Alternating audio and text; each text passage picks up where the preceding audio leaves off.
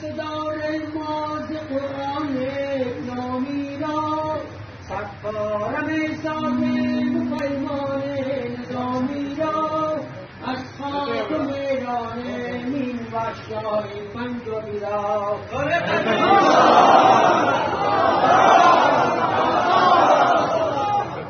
رسول الله امت والا باطن الا الله با تو بودم که منکرم تا مردم جنگی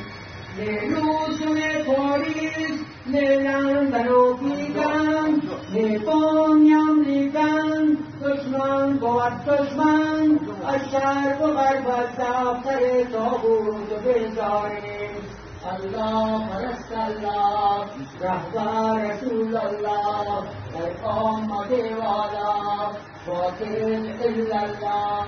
با تو بدون پنج و دامت جنگ